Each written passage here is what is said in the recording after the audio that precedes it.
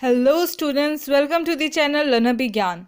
सो आज हम पढ़ेंगे session 2 creating database and tables. तो जैसा कि आपने फर्स्ट पार्ट देखा ही होगा, इंट्रोडक्टरी वीडियो। इस वीडियो को देखने से पहले वो वीडियो ज़रूर से देख लीजिएगा, अदरवाइज़ आपको कुछ भी समझ में नहीं आएगा कि बात क्या हो रही है। एंड बहुत सारे लोगों की इसकी क्वायरीज थी कि ma'am when you will reveal your face and everything. So after 10K subscribers on my YouTube channel that is learner विज्ञान, मैं अपना फेस रिवील करूँगी। सो अब बात करते हैं पढ़ाई की। So coming to the introductory part, information क्या करती है, कॉन्टेक्स्ट, एक मीनिंग ऐड कर देती है आपके डेटा में। मैंने पिछले ही वीडियो में बताया था कि डेटा एक रॉ फैक्ट्स एंड फिगर्स होते हैं, उनके पास कोई भी काइंड ऑफ इंफॉर्मेशन नहीं होती है। जैसे कि लिए फॉर एग्जांपल आपको बोल दिया जाए कि आपको बरेली में हवेली रोड पे जाना है, ठीक है। अब हवेली रोड तो बहुत बड़ी रोड है, उसमें कितनी गलियां होंगी, कितनी कॉलोनीज, कितने सेक्टर्स होंगे। तो ये एक आपके पास रॉ डेटा है। जब तक वो बताएंगे कि नहीं आपको इस बटे में जाना है, इस ऑब्लिक एड्रेस में जाना है, तब तक आप नहीं पहुंच पाओगे आपको जिसके भी घर पे जाना होगा। तो इन्फॉर्मेशन ही मीनिंग ऐड करती हैं आपके डेटा में। और जैसे ही लोगों को इन्फॉर्मेशन मिलती है तो वो सारी चीज़ों को अंडरस्टैंड करने लगते हैं। सीधी सी बात है, हमें पता ही नहीं होगा हमें कहाँ जाना है, तो हम किसी भी रोड पे जाके खड़े हो जाएं, हमें क्या पता कि हमें कहाँ पे मूव करना है, हमारी डेस्टिनेशन क्या है। तो डेटा क्या होता है, एक तरीके का हेडिंग, एक स्ट्रक्चर होता है, ठीक है। और उसके अंदर हम लोग इन्फॉर्मेशन को अपने पुटअप करते हैं। कंप्यूटर में जितनी भी इनपुट डिवाइसेस होती हैं वो डेटा को ऑटोमेटिकली क्या है, कलेक्ट कर लेती हैं, ठीक है। जैसे सेंसर्स होते हैं वो जल्दी से टेम्परेचर को मेज़र कर लेते हैं, बारकोड्स होते हैं तो हम उनको स्कैन कर लेते हैं। तो सबका अपना अपना काम है। अगर उसके पास डेटा ही नहीं होगा कि उसको स्कैन क्या करना है, या जो भी हमारा जो सेंसर है उसको यही नहीं पता होगा कि हमें टेम्परेचर कितना लेना है, या कौन सा टेम्परेचर जो है ज़्यादा है या कम है, तो वो क्या जाने कि उसको क्या डेटा फिल आउट करना है, वो तो कुछ भी मेज़र करता रहेगा। सो इस बात से हम ये समझते हैं कि डेटाबेस एक कलेक्शन है आपके डेटा का, जिसका हम लोग यूज़ कर सकते हैं एज एन इंफॉर्मेशन, ठीक है। तो ये प्रॉपर एक डेफिनेशन है आपकी। तो अब हम बात करेंगे कि हम कैसे स्टार्ट कर सकते हैं ट्रिपल ओ बेस। उसके लिए पहले हम क्लिक करेंगे स्टार्ट बटन पे, ऑल प्रोग्राम्स में, देन जो आपका Apache that is open office जो भी आपका फोल्डर है उसमें आप बेस पे जाओगे। तो let me show you how you will perform it. तो ये है आपका अपाचे ओपन ऑफिस 4, ठीक है। अब आप जैसे कि डेटाबेस पे काम कर रहे हो तो सीधी सी बात है, आप डेटाबेस के फोल्डर में आओगे। जैसे ही आप इसको ओपन करोगे आपके सामने डेटाबेस विजार्ड का डायलॉग बॉक्स ओपन हो जाएगा। अब ये यहाँ पे आपसे दो चीज़ पूछ रहा है, क्या आप न्यू डेटाबेस क्रिएट करना चाहते हो, या आप अपने एग्जिस्टिंग जो पहले से ही बना हुआ डेटाबेस फाइल उसको ओपन करना चाहते हो। तो ऑब्वियस सी बात है, हम फर्स्ट टाइम डील अप कर रहे हैं इस चैप्टर में, तो पहले हम न्यू डेटाबेस क्रिएट करना सीखेंगे। आफ्टर दैट जैसे ही वो क्रिएट हो जाएगा, अब एग्जिस्टिंग फाइल पे कैसे काम करना है हम वो करना सीखेंगे। तो चलिए देखते हैं। तो जैसा मैंने आपको दिखाया ये, अब पहली चीज़, कोई भी चीज़ स्टार्ट करने से पहले कुछ जो बहुत छोटे छोटे बेसिक चीज़ें हैं वो पता होनी चाहिए। पहला चीज़, ये आपका स्क्रीन खुली हुई है, ठीक है। ये जो सबसे टॉप मोस्ट लाइन आ रही है इसको हम लोग टाइटल बार बोलते हैं। टाइटल बार हमें ये बताता है कि कौन सा पेज करेंटली ओपन है, कौन सी फाइल करेंटली ओपन है, किस पे काम चल रहा है। तो ये टाइटल बार होता है। उसी के जस्ट नीचे आपका मेनू बार होता है। ये क्या बताता है आपको कि कौन कौन से वेरियस ऑप्शंस आपके प्रेजेंस हैं, किस पे, बेस पे, ठीक है। तो ये आपका मेनू बार बताता है क्या क्या चीज़ें आप परफॉर्म कर सकते हो, कौन कौन से ऑपरेशंस परफॉर्म कर सकते हो, ये सारी चीज़ें आपका मेनू बार बताएगा। उसके बाद आता है आपका टूल बार। सो टूल बार कहाँ पे है, आपके जस्ट मेनू बार के नीचे बिलो। तो टूल बार ऑफर करता है कि ये आप इससे क्या कर सकते हो, कुछ स्टैंडर्ड फंक्शंस परफॉर्म कर सकते हो। बहुत से तरीके के स्टैंडर्ड फंक्शंस होते हैं जो आप अपने डेटाबेस फाइल पे क्रिएट करना चाहते हो। उसके बाद आती है हमारे डेटाबेस की विंडो। ये आप देख सकते हो डेटाबेस की आपकी विंडो, जहाँ पे टेबल्स हैं, क्वेरीज हैं, फॉर्म्स हैं, रिपोर्ट्स हैं, ये सारी चीज़ें आ रहे हैं।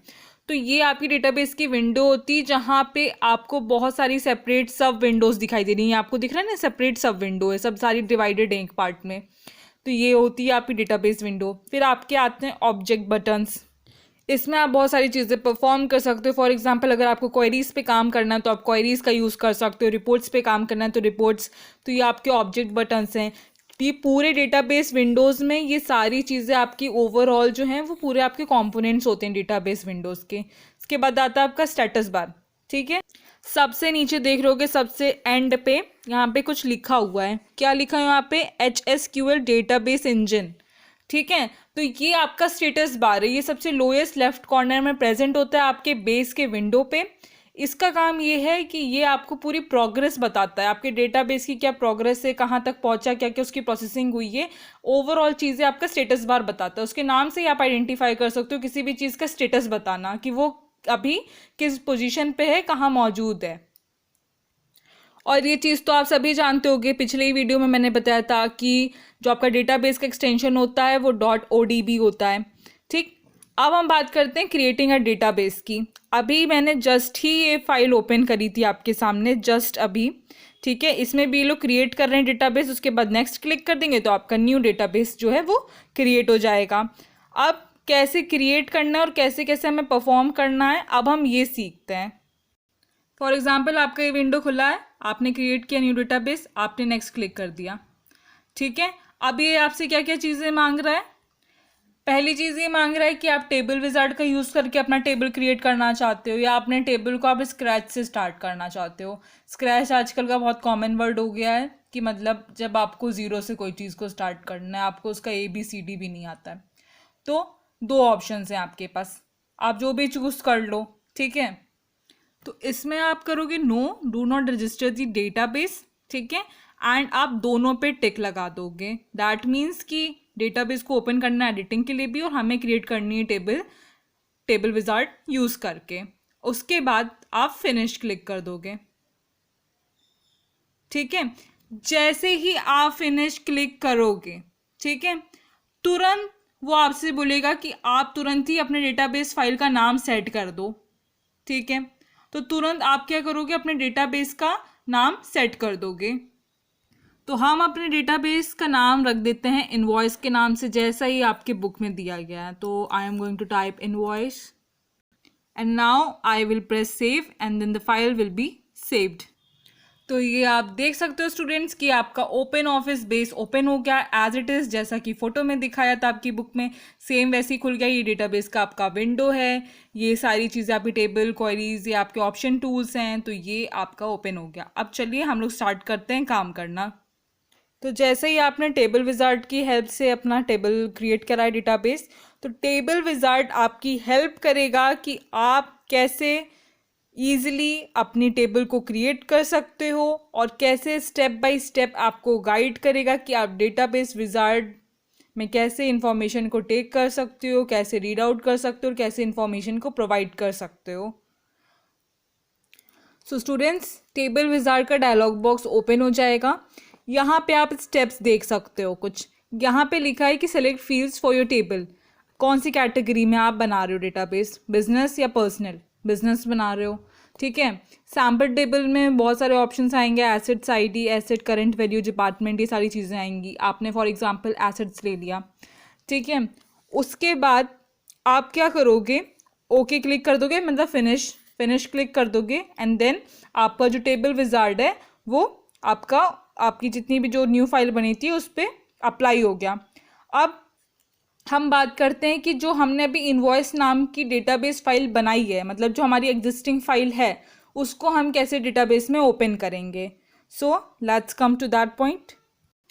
अब आप देख सकते हो आपके जो भी डेटाबेस विजार्ड पे दो ऑप्शन आ रहे हैं, एग्जिस्टिंग फाइल को और क्रिएट डेटाबेस, जो पहले भी आ रहा था। तो अब की बार आप नीचे वाले पे क्लिक करोगे, that is existing database file. ठीक है, अब इसमें इनवॉइस जो हमने बनाई थी वो ओपन हम करेंगे। तो उसके लिए हम क्या करेंगे? फिनिश दबा के से ओपन कर देंगे। तो स्टूडेंट्स, आप देख सकते हो जैसे ही मैंने ओपन क्लिक किया जो हमारी इनवॉइस नाम की जो डेटाबेस फाइल थी invoice.odb, तो ये आपके सामने डेटाबेस, टास्क, फॉर्म्स, उसका डिस्क्रिप्शंस एंड नन, ऐसे करके ये प्रॉपर आपका पूरा ओपन ऑफिस बेस ओपन हो गया। अब हम इस पे काम करना स्टार्ट करते हैं।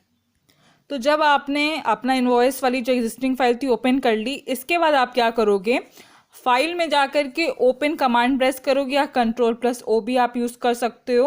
और उसके बाद जो आपने फाइल बनाई थी जिस नाम से, आप उसको फिर से ओपन करोगे।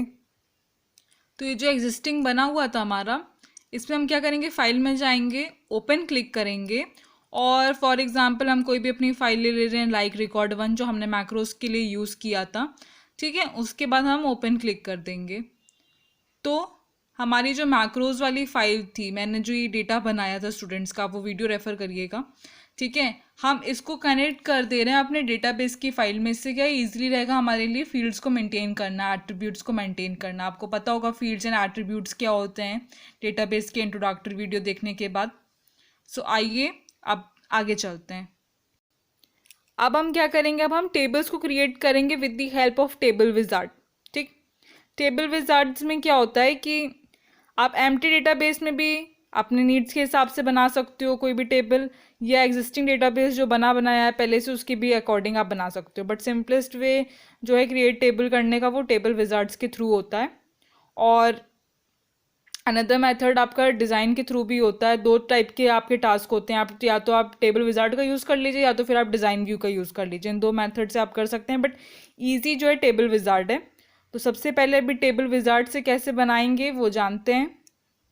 तो आप सामने देख सकते हो ये आपकी टेबल लिखी है और जस्ट इसी के लेफ्ट पेन में आप देख सकते हो कि यहाँ पे create table using a table wizard है ऑप्शन। इस पर क्या करना है, हमें क्लिक करना है। उसके बाद हमें स्पेसिफाई करनी है अपनी फील्ड्स जो भी हम टेबल्स के लिए यूज़ करना चाहते हैं। अब फील्ड्स क्या होती हैं, एट्रीब्यूट्स क्या होते हैं, ये मैंने पढ़ाया था। फॉर एग्जांपल स्टूडेंट नाम की टेबल बन रही है तो उसमें रोल नंबर है, एडमिशन नंबर है, उसके पेरेंट्स नेम है और उसका मोबाइल नंबर क्या है, उसका लास्ट स्कूल कौन सा था। तो ये सारे जो हैं उसके फील्ड्स एंड एट्रीब्यूट्स होते हैं। तो हम इसको स्पेसिफाई करेंगे। तो सबसे पहले तो आपको यही स्पेसिफाई करना है कि बिजनेस कैटेगरी के लिए आप बना रहे हो डेटाबेस को या पर्सनल यूज़ के लिए, वो स्पेसिफाई कर देना आप लोग। उसके बाद टेबल का नाम इनवॉइसेस था तो वो तो ऑलरेडी है। अब अवेलेबल फील्ड्स क्या क्या हैं, जैसे कस्टमर आईडी इन्होंने जो है इस पे बनाया है, आपकी जो डे टू डेट आप जो मार्केटिंग करते हो ऑनलाइन, तो customer ID, delivery ID, employ ID, ये इनवॉइसेस हैं। सेल्स पर्सन कौन आया है जो आपके घर पे डिलीवरी देने के लिए आया है, तो ये सारे इन्होंने बनाए, इन्होंने ये सारे एट्रीब्यूट्स रखे हैं अपने टेबल में। आप अपने अकॉर्डिंग से जो बनाओगे आपके एट्रीब्यूट्स डिफरेंट भी हो सकते हैं, चेंज भी हो सकते हैं।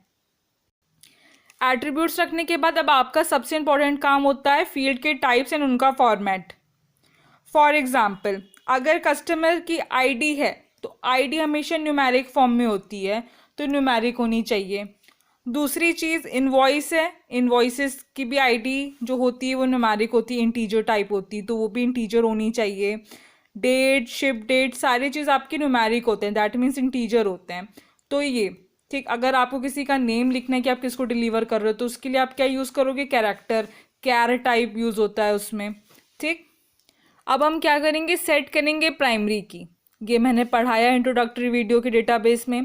प्राइमरी की वो की होती है जो आपके पूरे टेबल को यूनिकली आइडेंटिफाई करती है, आपके पूरे ओवरऑल रिकॉर्ड को। फॉर एग्जांपल अगर स्टूडेंट नाम की टेबल है तो रोल नंबर जो है वो प्राइमरी की होगी। हर टेबल में एक प्राइमरी की ज़रूर से ज़रूर होती है, अगर प्राइमरी की नहीं होगी तो टेबल जो वैलिड नहीं मानी जाएगी। And primary key can not be null, null value कभी भी नहीं हो सकती किसी भी प्राइमरी की में। तो प्राइमरी की आप स्पेसिफाई करोगे, सेट करोगे प्राइमरी की, ठीक है। क्रिएट भी कर सकते हो तो ऑटोमेटिकली ऐड कर सकते हो प्राइमरी की। अब इसमें से आप कौन सी फील्ड्स को, एट्रीब्यूट्स को आप बनाना चाहते हो प्राइमरी की। कस्टमर आईडी थी, इनवॉइस आईडी थी और आपका इनवॉइस डेट था।